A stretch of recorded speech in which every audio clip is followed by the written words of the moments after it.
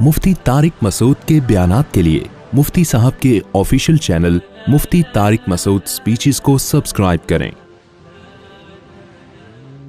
वलिल्लाहि गैबुस समावाति वल अर्द, और अल्लाह ही के लिए है आसमानों और ज़मीन के गैब का इल्म। आपको मालूम है पिछले रुकू में अल्लाह ताला ने 3 मिसालें दी थी। ग़ुलामों की मिसाल से समझाया कि तुम अपने ग़ुलामों को अपने साथ शरीक नहीं करते, इस बेस पे शरीक नहीं करते कि ग़ुलाम अगर है तो वो मालिक नहीं बन सकता, मालिक है तो ग़ुलाम नहीं बन सकता। तो ये पूरी कायनात तो मेरी ग़ुलाम है, तो ये मेरे इख्तियारात में मेरे साथ कैसे शरीक हो सकती है? शरीक होगी तो ग़ुलाम नहीं रहेगी, ग़ुलाम होगी तो शिरकत नहीं हो सकती। तो जब दुनिया में ऐसा मुमकिन नहीं है, इंसान और ग़ुलाम में ऐसा मुमकिन नहीं है, तो खालिक और मखलूक में ऐसा कहाँ से मुमकिन है? तो अब अल्लाह ताला अपनी हम्दो सना करते हैं, क्योंकि जो भी माबूद होता है उसमें मैं बार बार अर्ज कर चुका हूँ 2 सिफात का होना ज़रूरी है, तभी वो इबादत के लायक होगा, तभी वो इस लायक होगा कि आप सिर्फ उसकी ग़ुलामी करें। एक उसका इल्म कामिल होना चाहिए, एक उसकी ताकत और कुदरत कामिल होनी चाहिए। तो अल्लाह ने अपने इल्म के कमाल को बयान किया और आगे अपनी कुदरत के कमाल को बयान किया। इल्म ऐसा कामिल है, गैबुस समावाति वल अर्द, आसमानों और ज़मीन की तमाम पोशीदा चीज़ें अल्लाह के लिए, यानी अल्लाह के इल्म में है, अल्लाह के इख्तियार में है, कोई चीज़ अल्लाह से मख्फी नहीं है। इल्म यह है, और कुदरत ऐसी है, वमा अम्रुस्साअति इल्ला कलम्हिल बसर, कि क़यामत का जो मामला है वो पलक झपकने की तरह है, औ हुवा अक़रब, बल्कि इससे भी जल्दी।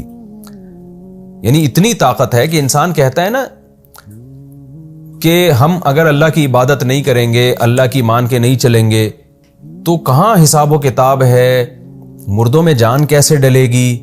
तो अल्लाह अपनी कुदरत बयान कर रहे हैं कि इल्म भी सब उसको तुम्हारे बारे में मुकम्मल है, जो कुछ तुम तन्हाइयों में कर रहे हो, कहीं छुप के कर रहे हो, सब पता है उसे। और हिसाब व किताब के लिए तुम्हें अपने सामने खड़ा करने की ऐसी कुदरत है कि क़यामत को तुम समझ रहे हो कि कैसे आएगी। भाई पलक झपकने से भी कम अरसे में ये सब कुछ हो जाएगा। यहां मुफस्सिरीन लिखते हैं कि इससे मुराद है मुर्दों में जान पड़ना, क्योंकि मुशरिकीन उसी का इनकार किया करते थे। वरना जो क़यामत का ज़लज़ला होगा ना, वो तो पलक झपकने में नहीं होगा, वो तो एक प्रोसेस होगा, ज़मीन तबाह होगी, पहाड़ रुई के गालों की तरह उड़ेंगे, हदीस में आता है सूर फूंका जाएगा, और उसकी तो पूरी डिटेल है, फिर ये होगा, फिर ये होगा। अम्रुस्साअ का माना क़यामत का जो अहम मामला है। अहम मामला क्या है? जो इंसान कब्रों में दफन है उनमें हयात का पैदा हो जाना, जिंदगी का पैदा हो जाना, ताकि वो हिसाब व किताब दें। तो ये काम ये सेकंड के भी 1000वें हिस्से में होगा। ये काम एकदम इंसानों में जान पड़ेगी, और जो इंसान के ज़र्रात पूरी दुनिया में बिखरे हुए हैं वो यकलख्त सारे के सारे ज़र्रात जमा हो जाएंगे। तो इंसान ये समझता है कि पता नहीं कैसे ये अमल रिवर्स होगा, ये सेकंडों के अंदर हो जाएगा, बल्कि उसके भी पलक झपकने से भी कम अरसे में ये काम होगा, और ऐसे इंसान अपनी कब्रों से जिंदा होके निकलेंगे। इन्नल्लाह अला कुल्लि शैइन क़दीर है। अल्लाह, ये कैसे मुमकिन है? साइंसी लिहाज से तो ये बात हमारी समझ में नहीं आती। मेडिकली तो ये कोई भी साइंसदान या कोई भी डॉक्टर ये बात नहीं मानता कि इंसान इतनी जल्दी जिंदा हो जाए। तो अल्लाह फरमाते हैं इन्नल्लाह अला कुल्लि शैइन क़दीर, बेशक अल्लाह हर चीज पर कुदरत रखता है। जिसने आदम से इस कायनात को बनाया, कुछ भी नहीं था, और अपनी ताकत से पैदा कर दिया, एनर्जी पैदा की या मास पैदा किया, जो भी किया, फर्स्ट टाइम तो अपनी ताकत से कर दिया ना, कलमे कुन की ताकत से किया। ये तो वो कलमे कुन की ताकत से इंसानों को जिंदा क्यों नहीं कर सकता? आगे अल्लाह ताला फिर अपनी नेमतें बयान करते हैं। मैंने बताया बार बार सूरह नहल में अल्लाह ने अपनी नेमतों को बहुत बयान किया है। तो अल्लाह फिर अपनी नेमत बयान करते हैं, और ऐसी नेमत जिसमें अल्लाह की कुदरत भी जाहिर हो रही है, ताकत भी जाहिर हो रही है। वल्लाहु अखरजकुम मिन बुतूनि उम्महातिकुम, अल्लाह वो ज़ात है जो तुम्हें निकालता है तुम्हारी माओं के पेटों से, माँ के पेट से तुम्हें बाहर करता है। देखें, तमाम आमाल की निस्बत अल्लाह की तरफ होती है। आगे आ रहा है परिंदों को आसमानों में अल्लाह ने थामा हुआ है। आगे आ रहा है अल्लाह ने तुम्हारे लिए लिबास बनाए। आगे आ रहा है कि अल्लाह ने तुम्हारे लिए घर बनाए जिसमें तुम रिहाइश इख्तियार करते हो। हालांकि ये तमाम चीज़ें डायरेक्ट अल्लाह नहीं कर रहा होता, बल्कि परिंदों को हवा में थामने वाली चीज़ उनके पर है। इसी तरह जो घर जो है वो तो मजदूर बना रहे हैं, इसी तरह जो हमारा लिबास है वो तो दर्जी बना रहे हैं। तो मतलब इसका ये होता है कि ये सारी चीजें जिससे लिबास बन रहा है या घर बन रहा है, ये मटेरियल तो सब अल्लाह ने पैदा किया है ना। तरह परिंदों के पर भी तो अल्लाह ने लगाए हैं, तो इसलिए इन तमाम चीजों की निस्बत अल्लाह की तरफ हो रही है। तो इसी तरह बच्चे का मां के पेट में बनना اور بننے کے بعد اس کا خود بخود آٹومیٹیکلی دنیا میں آ جانا، یہ سارا پروسیس یہ بنایا ہوا اللہ کا، یہ خود بخود نہیں ہو سکتا۔ اگر یہ سارا عمل آٹومیٹیکلی ہو رہا ہوتا نا تو اس میں اتنی خوبصورت مینجمنٹ نہ ہوتی۔ یہ آٹومیٹیکلی ہے لیکن اس سسٹم کو بنانے والا اللہ ہے۔ کوئی آٹومیٹک مشین ہوتی ہے نا تو وہ زیادہ عجیب مشین ہوتی ہے، اس کے بارے میں یہ کہنا کہ اس مشین کو کسی نے نہیں بنایا یہ زیادہ عجیب بات ہے بنسبت اس مشین کے بارے میں جو مینوئل ہو، جس میں آٹو سسٹم نہ ہو۔ جیسے ایک واشنگ مشین ہم مثال فرض کر لیتے ہیں، ایک واشنگ مشین ہے جس میں آپ پلگ لگاتے ہیں، پھر وہ گھومتی ہے، آپ اپنی مرضی سے ٹائم سیٹ کرتے ہیں، پھر جب وہ کپڑے دھل کے تیار ہوتے ہیں آپ کو اندازہ ہوتا ہے، آپ مشین کو آف کر دیتے ہیں، پھر آپ اس کے کپڑوں کو نکال کے پانی میں دھوتے ہیں، ایک پورا پروسیس ہے۔ اس مشین کے بارے میں بھی کوئی نہیں کہتا یہ خود سے بنی ہے، لیکن ایک مشین اگر آٹومیٹک مشین ہو، جیسے کہ دنیا میں آج کل استعمال ہو رہی ہیں آٹومیٹک مشینیں، کہ بھائی وہ پانی بھی خود ہی کھینچے گی، وہ دھوئے گی بھی خود ہی، اس کے بعد پانی سے کنگھالے گی بھی خود ہی، اور اس کے بعد پھر ڈرائی بھی خود ہی کرے گی، یہ سارا کام ترتیب سے، اور کپڑے خشک ہو کے آپ کے پاس آ جائیں گے۔ ایسی مشین کے بارے میں کوئی شخص یہ کہے کہ یہ خود بنی ہے، یہ خدا کی قسم یہ بہت عجیب بات ہے۔ تو اب یہ جو ماں کے پیٹ میں ایک عمل ہو رہا ہے کہ نطفے سے خون، خون سے گوشت، گوشت میں ہڈیاں، ہڈیوں میں ایک پوری اسکن تیار ہوتی ہے اور ہارٹ بیٹ اور یہ سب کچھ پروسیس ہونے کے بعد جب بچہ بن کے تیار ہو جاتا ہے تو اس کے بعد باہر آتا ہے، تو یہ خود بخود نہیں ہے، یہ کسی کا بنایا ہوا نظام ہے۔ اسی لیے اللہ ان تمام اعمال کی نسبت اپنی طرف کرتے ہیں کہ میں ہوں جو بچے کو ماں کے پیٹ میں بناتا ہوں۔ یہ میں اس لیے ڈیٹیل اتنی بیان کر رہا ہوں کہ آج کل جو ایتھیس لوگ ہیں، ملحد لوگ ہیں، وہ کیا کرتے ہیں، ایک دھوکہ دیتے ہیں لوگوں کو۔ خوب اچھی طرح یہ بات کو سنیے گا۔ وہ دھوکہ یہ دیتے ہیں کہ دیکھو پہلے زمانے میں لوگوں کو کسی بھی عمل کی سائنٹیفک لاجک کا پتہ نہیں ہوتا تھا، اس بیس پہ انہوں نے خود بخود خدا گڑھ لیے تھے۔ لوگوں کو پتہ ہی نہیں تھا کہ جی طوفان کیوں آتے ہیں، پتہ ہی نہیں تھا کہ جی زلزلے کیوں آتے ہیں، لوگوں کو پتہ ہی نہیں تھا کہ بچہ ماں کے پیٹ میں جو بنتا ہے وہ اس کا پروسیس کیا ہے، اس کا جو نیچرل ایک لاجک ہے اس کی وہ کیا ہے، تو پتہ ہی نہیں تھا۔ تو انہیں کوئی کام کرنے والا نظر نہیں آتا تھا اور اس عمل کی لاجک معلوم نہیں تھی، تو انہوں نے خدا گڑھ لیا کہ جی خدا نے کیا ہوگا، یہ طوفان خدا لا رہا ہوگا، یہ سیلاب خدا لا رہا ہوگا۔ اب تو سائنس نے اتنی ترقی کی ہے کہ اب تو یہ چیزیں خود بخود یعنی پتہ چل گیا کہ یہ ہو کیسے رہا ہے، تو ہم ان اعمال، ان اسباب کی طرف نسبت کریں گے۔ مثال کے طور پر ایک جگہ پانی گرم ہو جاتا ہے آٹومیٹیکلی، اب آپ کو پتہ نہیں گرم کیوں ہو رہا ہے تو آپ کہہ دو بھائی خدا نے کیا ہے، لیکن جب سائنس نے ترقی کی تو پتہ چلا جی آگ تو نہیں ہے لیکن سورج کی کرنیں ایک خاص زاویے سے یہاں پڑی تھیں، اس بیس پر یہ جناب گرم ہو گیا، تو اب تو سورج کی طرف نسبت کی جائے گی نا، خدا کی طرف نسبت کی کیا ضرورت ہے۔ ایک اور مثال سے میں بات سمجھاتا ہوں، اس کی مثال ایسے جیسے انڈے سے چوزا کیسے نکلتا ہے۔ پہلے بہت دنیا پریشان ہوتی تھی کہ چوزے کا جو خول ہے نا، انڈے کا خول، وہ تو بڑا سخت ہوتا ہے، تو چوزا اس کو توڑ کے نکلتا کیسے ہے؟ تو لوگوں نے کہہ دیا جی آخری دن خدا ہے جو انڈے کو کے خول کو توڑتا ہے اور چوزا باہر نکل آتا ہے، کیونکہ لوگوں کو سمجھ میں نہیں آیا۔ لیکن اب کہتے ہیں بھائی سائنس نے اتنی ترقی کر لی ہے، اب تو یہ بات دریافت ہو گئی ہے کہ انڈے کے مضبوط خول سے چوزا نکلتا کیسے۔ اس کی دلیل یہ ہے کہ بھئی چوزے کی نوک پہ ایک چھوٹا سا سینگ پیدا ہو جاتا ہے، وہ چوزا جو ہے اس سینگ کے ذریعے اس انڈے کے مضبوط خول کو توڑتا ہے اور پھر اس کے بعد 2 دن کے بعد وہ سینگ غائب ہو جاتا ہے۔ اب آپ یعنی یہ ملحد لوگ اس طرح کے دلائل دے کے یہ قائل کرتے ہیں کہ خدا تھوڑی خول کو توڑ رہا ہے، یہ تو چوزا خود توڑ رہا ہے، اور اتنی نازک چونچ سے کیسے توڑ رہا ہے؟ تو بھی نازک چونچ تھوڑی، اس کے اوپر تو ایک چھوٹا سا سینگ نکلتا ہے، اس سے ٹوٹ جاتا ہے۔ لیکن یہ بات خوب سمجھنے کی ہے، سوال یہ نہیں ہے کہ خول کو چوزا اللہ براہ راست توڑتا ہے، یہ چوزے کی چونچ میں سینگ پیدا ہوتا ہے۔ سوال جو ہے نا یہ اور مضبوط ہو گیا ہے کہ یہ اتنا خوبصورت نظام کہ وہ سینگ چوزے کی چونچ میں پہلے کیوں نہیں پیدا ہوا، اور اگر پیدا ہوا تھا تو انڈا ٹوٹنے کے بعد وہ ختم کیوں ہو گیا، این اسی ٹائم پہ کیوں پیدا ہو رہا ہے؟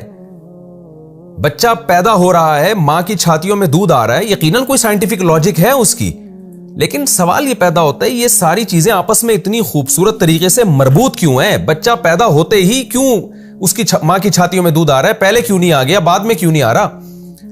تو یہ جو نظام ہے نا، یہ بالکل ایسا ہی ہے کہ جی واشنگ مشین، وہ تو اصل میں جب پلگ لگتا ہے تو کرنٹ آتا ہے تو پھر یہ مشین گھومتی ہے، اور جب مشین گھومتی ہے تو کپڑے آٹومیٹیکلی دھلتے ہیں، جب دھلتے ہیں تو پھر اس کے بعد یہ پروسیس ہوتا ہے کہ وہ صابن نکالنے کے لیے پانی آتا ہے، پھر جب پانی خشک ہو جاتا ہے تو ڈرائر چلتا ہے. تو یہ خود بخود تھوڑی، یہ کوئی کر تھوڑی رہا ہے، یہ تو خود بخود ہو رہا ہے.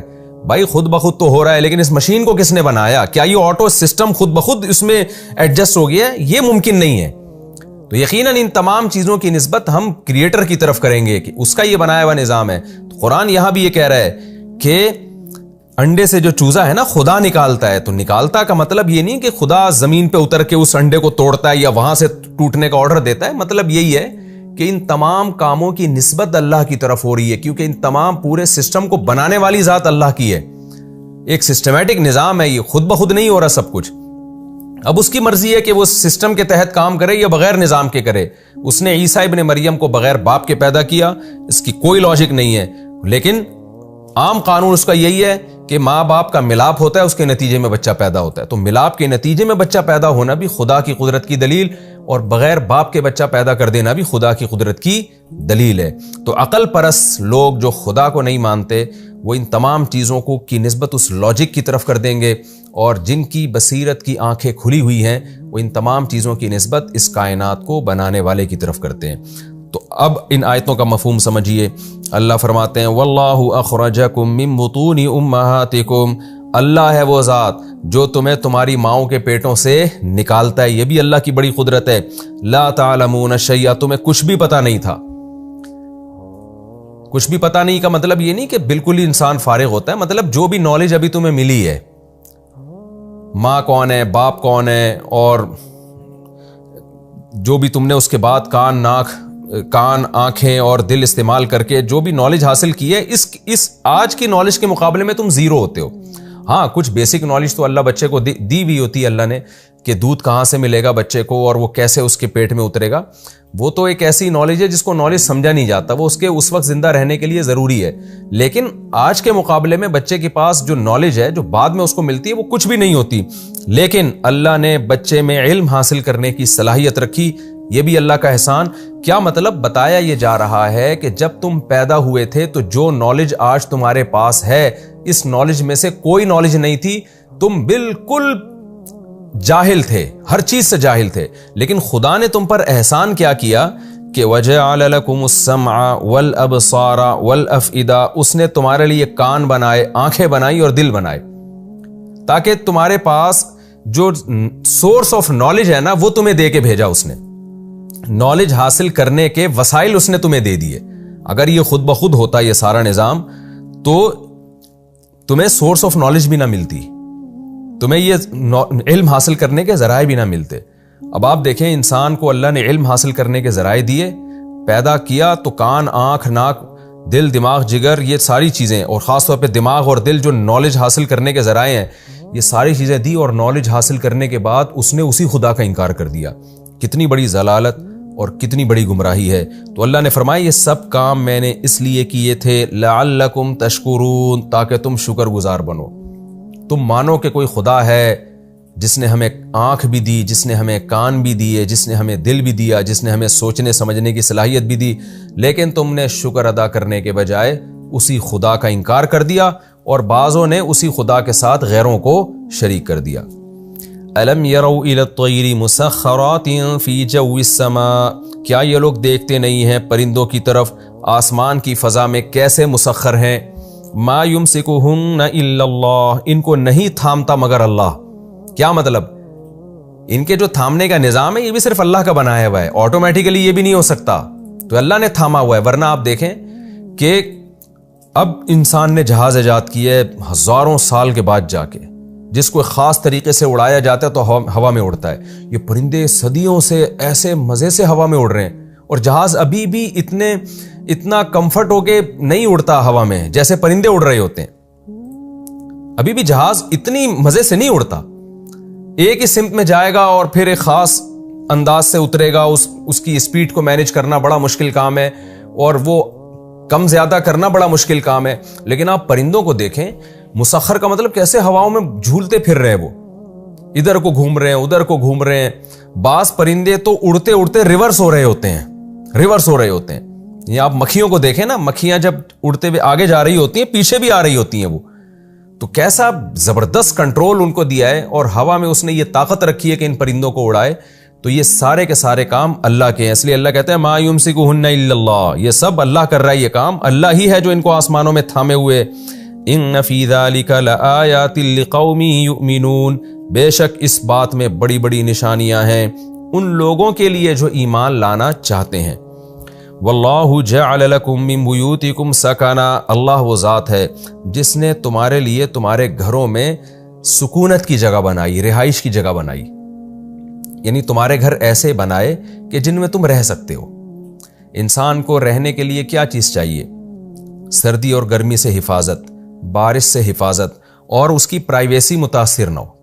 تو یہ اللہ ہے جس نے گھر بنائے. یہاں بھی یہ اشکال ہوتا ہے, بھائی گھر تو ٹھیکیدار بناتا ہے, گھر تو بلڈر بناتا ہے, گھر تو مزدور بناتے ہیں. لیکن بات یہی ہے, صحابہ بھی جانتے تھے, مشرکین عرب جن کو خطاب کیا جا رہا تھا وہ بھی جانتے تھے گھر تو ہم خود بناتے ہیں, لیکن ان کو بتایا جا رہا ہے کہ اللہ نے بنائے. یہ کیوں؟ گھر میں جو کچھ بھی استعمال ہوتا ہے, جو میٹیریل ہے, یہ اللہ نے پہلے سے زمین میں پیدا کیا ہے. انسان چونکہ دنیا میں رہیں گے اس لیے اللہ تعالیٰ نے ایسی ایسی چیزیں پیدا کی جن کو جوڑ کے گھر بنایا جا سکے. گھر یا تو لکڑیوں کا بنایا جاتا ہے, یا سیمنٹ بجری کا بنایا جاتا ہے, یا گارے کا بنایا جاتا ہے. تو یہ سب چیزیں زمین میں ہی ملتی ہیں نا ہمیں. اگر اللہ زمین میں اس طرح کی چیزیں ہی نہیں پیدا کرتا جن کو جوڑ کے گھر بنایا جا سکے, تو انسان رہتا کیسے؟ سارے غاروں میں جا کے تھوڑی رہ سکتے تھے. تو اس لیے اللہ کہتے ہیں جو تم خوبصورت گھروں میں رہتے ہو, اور جہاں تم گرمی سے بچتے ہو, جہاں تم سردی سے بچتے ہو, جہاں تم ایک سکون کی لائف گزارتے ہو, یہ گھر بھی اللہ نے تمہارے لیے بنائے ہیں. وَجَعَلَ لَكُم مِّن جُلُودِ الْأَنْعَامِ بُيُوتًا, اور اس نے ایک الگ سے بھی تم پر احسان کیا.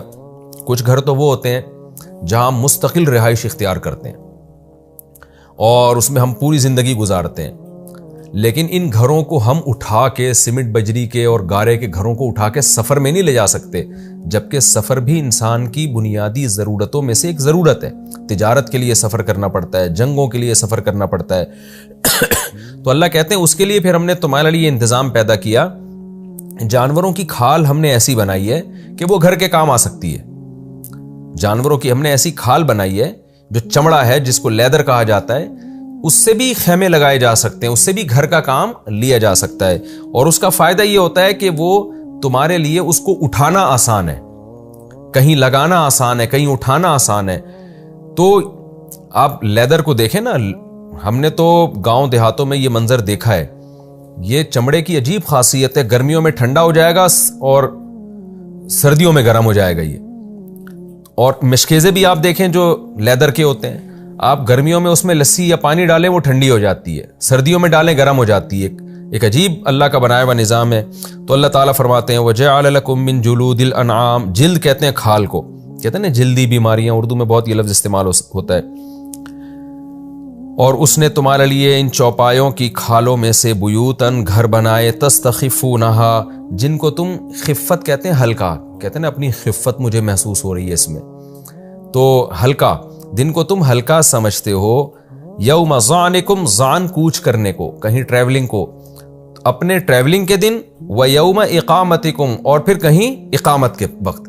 جب ٹریولنگ کرتے ہو تو آسانی سے اٹھا کے لے جاتے ہو, پھر کہیں اسٹے کرتے ہو تو آسانی سے نصب کر دیتے ہو, آسانی سے اس سے کمرہ بنا لیتے ہو.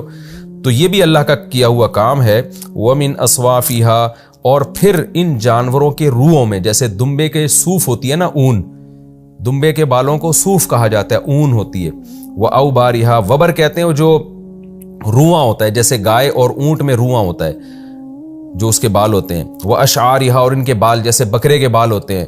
وَمِنْ أَصْوَافِهَا وَأَوْبَارِهَا وَأَشْعَارِهَا, ان کے اون میں اور ان کے وبر یعنی روئیں میں اور ان کے بالوں میں اساساً تمہارے لیے سامان ہے. اثاثہ کوئی بھی ایسٹس کو کہا جاتا ہے جس کو کسی بھی کام میں استعمال کیا جائے. وَمَتَاعًا, اور تمہارا فائدہ ہے, إِلَىٰ حِين, ایک خاص وقت تک, وہ ہے موت. کیا مطلب؟ یہ چیزیں ہمیشہ کے لیے نہیں ہیں, خاص ٹائم تک ان سے تم فائدہ اٹھاتے ہو. وَاللَّهُ جَعَلَ لَكُم مِّمَّا خَلَقَ ظِلَالًا, اور اللہ وہ ذات ہے جس نے بنایا تمہارے لیے ان چیزوں میں سے جس کو اس نے پیدا کیا, ان چیزوں میں اس نے تمہارے لیے سائے بنائے. سایہ بھی اللہ کی قدرت ہے, سورج کے ذریعے بنتا ہے وہ. تو اگر ہمیشہ دھوپ رہتی دن کے وقت تو ہمارے لیے سفر کتنا مشکل ہو جاتا, کہیں بیٹھنا کتنا مشکل ہو جاتا. تو جگہ جگہ اللہ کی طرف سے سائے بنے ہوئے ہیں ہمارے لیے, پہاڑوں کے سائے ہیں, درختوں کے سائے ہیں. تو یہ بھی تو اللہ کی قدرت کی دلیل ہے.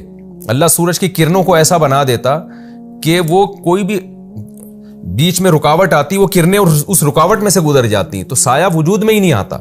یہ تو ہم چونکہ چیزیں اپنی آنکھوں سے دیکھ رہے ہیں نا, اس لیے ہم اس کو نارمل سمجھتے ہیں اور ہم کہتے ہیں اس میں اللہ کی کیا قدرت ہے. لیکن اللہ سب کچھ کر سکتا تھا, وہ اس کائنات کو ایسا بنا سکتا تھا کہ سائے وجود میں نہ آتے. لیکن اللہ کہتے ہیں ہم نے ایسا بنایا کہ اس میں تمہارے لیے سائے ہیں. وَجَعَلَ لَكُم مِّنَ الْجِبَالِ أَكْنَانًا, اور اس نے تمہارے لیے پہاڑوں میں غار بنائے. کن کہتے ہیں ہر وہ چیز جو آپ کو چھپا دے. تو غار چونکہ چھپا دیتا ہے اس لیے اس کو بھی کن کہا جاتا ہے, اور اکنان اس کی جمع آتی ہے. مراد اس سے غار ہے. تو پہاڑوں میں بھی آپ کو بڑے بڑے غار ملیں گے. ٹریولنگ کے دوران ان غاروں کا اگر پہاڑوں میں یہ غار نہ ہوتے تو مسافر لمبے لمبے سفر میں مارے جاتے, اس کا بڑا خطرہ ہوتا. بہت دفعہ پہاڑی راستوں میں آپ کو سردی سے بچنے کی جگہ نہیں مل رہی ہوتی, وہ خیمے آپ کے کام نہیں آ رہے ہوتے, تو پہاڑوں میں آپ کو جگہ جگہ غار مل جائیں گے. ان غاروں میں انسان چھپ بھی جاتا ہے, ان غاروں میں انسان گرمی سے بچتا ہے, سردی سے بچتا ہے. تو اللہ نے ہمارے لیے یہ بنائے. وَجَعَلَ لَكُمْ سَرَابِيل. آج تو سائنس نے ترقی کی ہے نا, لیکن اللہ نے ماضی میں انسانوں کے فائدے کے لیے یہ چیزیں پیدا نہ کی ہوتی تو نسلیں ہی ختم ہو چکی ہوتی. تو ترقی کیا ہوتی اگر نسل ختم ہو جاتی. وَجَعَلَ لَكُمْ سَرَابِيلَ, اور اس نے تمہارے لیے کرتے بنائے. تَقِيكُمُ الْحَرَّ, جو تمہیں گرمی سے بچاتے ہیں. کرتے کا کیا مطلب ہے؟ ہر وہ چیز جو انسان اوپر پہنتا ہے. تو ظاہر ہے کرتے بھی ٹیلر بناتا ہے, لیکن اللہ اپنی طرف کیوں منسوب کر رہا ہے کہ جس چیز سے بنائے جا رہے ہیں کرتے, وہ تمام چیزیں اللہ کی پیدا کرنا ہے. چاہے وہ جنگی کرتے ہوں جس کے آگے تذکرہ آ رہا ہے تقیکم باسکم, ایسے بھی اس کرتے ہیں جو تمہیں تمہاری لڑائیوں سے بچاتے ہیں, یعنی زر ہیں لوہے کی. تو کرتے سے مراد یہ اردو والا کرتا نہیں ہے, یہ بھی داخل ہے اس میں. اور ہر وہ چیز جو ہم اوپر زیبتن کرتے ہیں, عبایا ہے, تمام کی تمام چیزیں جو ہم زیبتن کرتے ہیں جس میں ہمارے لیے زینت ہے. جانوروں کو اللہ نے یہ نعمت نہیں دی ہے, لباس انسان کی نعمت ہے. تو اللہ کہتے ہیں یہ بھی انسان نے بنایا ہے, کیونکہ اس کا جو بھی مادہ ہے وہ سب اللہ کا. کپاس اللہ نے پیدا کی ہے, اون اللہ نے پیدا کی ہے. تو یہ تمام کی تمام چیزیں اللہ کی پیدا کرنا ہے, جس سے تم گرمی سے بھی بچتے ہو اور تمہاری لڑائیوں میں بھی یہ چیزیں بچاتی ہیں تمہیں. كَذَلِكَ يُتِمُّ نِعْمَتَهُ عَلَيْكُمْ, اس طرح اللہ اپنی نعمتیں تم پر تمام کرتا ہے. کہاں سے نعمتیں اللہ نے شروع کی ہیں؟ کہ ماں کے پیٹ سے تمہیں نکالا, ایک نعمت. پھر تمہارے پاس علم حاصل کرنے کے ذرائع نہیں تھے, اللہ نے کان, آنکھ, دل دے کے بھیجا تاکہ تم علم حاصل کرو, لہذا تم پڑھے لکھے بن گئے, بہت نالج آ گئی تمہارے پاس. یہ اللہ کا احسان. پھر اللہ کی قدرت کی دلیل, آسمانوں میں پرندے اڑ رہے ہیں. پھر اس کے بعد اللہ تعالیٰ نے تمہارے لیے گھر بنائے رہائش کے لیے, ایسی چیزیں پیدا کی. اور پھر تمہارے لیے جانوروں کے چمڑے پیدا کیے, اس سے تم کتنی چیزیں بناتے ہو. اور پھر ان جانوروں سے کتنی تجارتیں کرتے ہو, ان کی کھال, ان کے اون سے. اور پھر سائے پیدا کیے, پہاڑوں میں غار پیدا کیے اس نے. اور تمہارے لیے لباس پیدا کیے جو تمہیں گرمی سے, عرب میں چونکہ گرمی زیادہ تھی, قرآن میں سورہ نحل میں شروع میں ہے لکم فیہا دفء, اس میں گرمی کا سامان ہے. تو سردی سے بھی بچاتے ہیں, اور یہاں پر اللہ نے گرمی سے بچانے کا ذکر کیا, کیونکہ عرب زیادہ تر سرد علاقے نہیں تھے ان کے پاس. ذکر تو اللہ نے سردی سے بچنے کا بھی سورہ نحل کے شروع میں کیا, یہاں گرمی سے بچنے کا ذکر کیا کہ وہ لباس تمہیں گرمی کی لو کی شدت سے بچاتا ہے اور تمہاری جنگوں میں تمہارے کام آتا ہے. تو اتنی نعمتیں اللہ بیان کر کے کہتے ہیں كَذَلِكَ يُتِمُّ نِعْمَتَهُ عَلَيْكُمْ, اللہ اپنی نعمتیں تم پر تمام کرتا ہے, ادھورا نہیں چھوڑا کسی بھی معاملے میں اس نے تمہیں. لَعَلَّكُمْ تُسْلِمُونَ, تاکہ تم اس کے فرما بردار بن جاؤ. اور ہم کیا کر رہے ہیں کہ سائنسی ترقی میں لگ کر ان نعمتوں سے بھرپور طریقے سے فائدہ اٹھا رہے ہیں, لیکن ہم نے اپنی ڈکشنری سے خدا کو نکال دیا ہمیشہ کے لیے. حالانکہ اللہ نے یہ سب کچھ کیا اس لیے تھا تاکہ ہم اس کے فرما بردار بنیں. فَإِن تَوَلَّوْا, پس اگر اے انسانوں اب بھی تم اعراض کرو گے ہم سے, فَإِنَّمَا عَلَيْكَ الْبَلَاغُ الْمُبِينُ, تو اے محمد صلی اللہ علیہ وسلم آپ کے ذمے صاف صاف پہنچا دینا ہے. کیا عجیب آیت ہے, آپ دیکھیں, یعنی بلاغ ہے, وہ نبی نے پہنچا دیا, عذاب دینے کی قدرت نبی کے پاس نہیں, اور واقعی نبی پہنچا کے چلے گئے. یعرفون نعمت اللہ, یہ لوگ اللہ کی نعمت کو پہچانتے ہیں. ثم ینکرونہا, پھر اس کا انکار کرتے ہیں. انکار اور معرفت بالکل الگ الگ چیزیں ہیں. تو اب کوئی اس آیت پر اشکال کر سکتا ہے کہ اللہ ایک طرف کہہ رہے کہ پہچانتے ہیں اور ایک طرف کہہ رہے نہیں پہچانتے, یعنی انکار کا مطلب نہیں پہچاننا. تو بات یہ ہے کہ حقیقت میں تو پہچانتے ہیں جب غور و فکر کرتے ہیں، عمل سے یہ ثابت کرتے ہیں کہ ہم نہیں پہچانتے۔ اس لیے اس کی تفسیر علماء ایسے کرتے ہیں کہ اللہ کی نعمت کو پہچانتے ہیں لیکن عمل یہ بتاتا ہے کہ نہیں پہچانتے، اس پہچاننے کے تقاضوں پر عمل نہیں کرتے۔